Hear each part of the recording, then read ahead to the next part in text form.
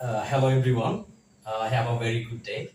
Today I'm going to present another very important topic, especially in spoken English, illusion. You can see on the board, illusion. So let's get started. First of all, we are going to know what is the meaning of illusion. Illusion is an act of omitting something.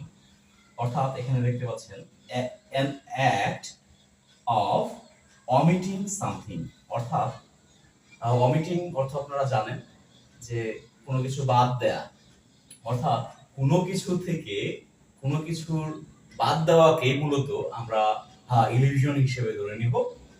তাহলে কথা বলার সময় অনেক letter বাদ দিয়ে উচ্চারণ করতে হয়, সেগুলো আমরা আজকে শিখব। এখানে দেখতে পাচ্ছেন আমি কয়েকটা লেটার লিখেছি এবং সমান চিহ্ন দিয়ে আরো কয়েকটা লেটার লিখেছি। তাহলে এখানে আসলে ইলিউশন আমরা কোন লেটারগুলোর বা কোন ওয়ার্ডের কোন লেটারগুলো করব বা বাদ দিব সেগুলো আমরা এখান থেকে জেনে নিই। তাহলে এখানে দেখতে পাচ্ছেন S N L, S N L এবং এফ সি, এই লেটারগুলোর পর যদি টি এবং ডি থাকে তাহলে এগুলো ক্রস, অর্থাৎ টি এবং ডি উচ্চারিত হবে না।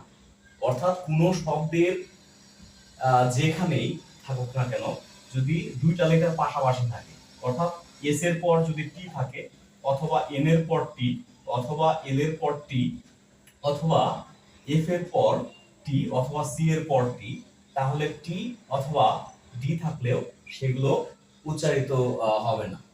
তাহলে কয়েকটা উদাহরণের মাধ্যমে বিষয়টি আরো পরিষ্কার করে দিচ্ছি। তাহলে চলুন উদাহরণে চলে যাওয়া যাক। এখানে আমি কয়েকটি সেন্টেন্সের কিছু শব্দ লিখে রেখেছি, যেমন মাস্ট বি, অর্থাৎ মাস্ট বি আমরা মাস্ট বানানোর যদি খেয়াল করি যে এম ইউ এস টি, অর্থাৎ এস এবং টি একসাথে রয়েছে। তাহলে এখানে আমাদের নিয়ম অনুযায়ী এস এবং টি যদি একসাথে থাকে তাহলে টি উচ্চারিত হবে না, অর্থাৎ ভয়েসলেস থাকবে, রাইট? তাহলে এখানে আমরা মাস্ট বি না বলে আমরা মাস্ট বি বলবো। অর্থাৎ যদি একটা উদাহরণের মাধ্যমে বলা যায় যে ইউ মাস্ট বি না বলে you must be, you must be a polite man, you must be a polite man, right? তাহলে এখানে খেয়াল করুন তারপরে শব্দটা একইভাবে, যেমন স্টুডেন্ট আছে এখানে, তাহলে এন এর পরে টি আছে, অর্থাৎ এন এর পরে টি থাকলেও আমরা টিটাকে উজ্জ্বল রাখবো, অর্থাৎ উচ্চারণ করবো না, ভয়েসলেস রাখবো। তাহলে স্টুডেন্ট না বলে স্টুডেন্ট বলবো আমরা, যেমন you are a student, right? You are a student, not you are a student. Okay, তো যখন এগুলো আমরা অনুসরণ করব, খেয়াল করবেন একটু ফ্লেক্সিবিলিটি চলে আসবে। তাহলে আমাদের কথা বলার ক্ষেত্রে সেন্টেন্সে ফ্লেক্সিবিলিটি আনার জন্য এই ইলিউশন খুবই গুরুত্বপূর্ণ। হ্যাঁ, তাহলে এখানে আরো কয়েকটা উদাহরণ আছে, খেয়াল করুন। যেমন সফট কেক বলে থাকি আমরা, সফট বানানে এফ এবং টি একত্রিত অবস্থায় আছে, তাহলে এফ এর পর যে টি আছে এটা উচ্চারিত হবে না। তাহলে সফট কেক না বলে আমরা বলবো soft cake, right? Soft cake. তারপর সোল্ড বটল না বলে আমরা বলবো sole bottle, sole bottle, right? Sole bottle.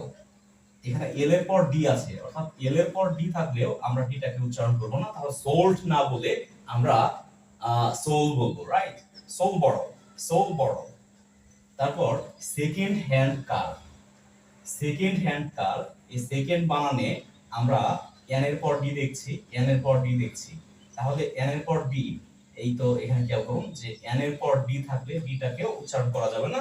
তাহলে আমাদের বলতে হবে সেকেন্ড না বলে সেকেন্ড বলতে হবে, সেকেন্ড হ্যান্ড না বললে হ্যান্ড বলতে হবে। তাহলে একসাথে যদি বলি তাহলে I bought a second hand car, I bought a second hand car, right? অর্থাৎ আমি একটি সেকেন্ড হ্যান্ড কার বা গাড়ি কিনেছি। তাহলে আশা করছি এই ইলিউশন বিষয়টি আপনাদের কাছে পরিষ্কার। তাহলে আপনারা সবাই শিখতে থাকুন।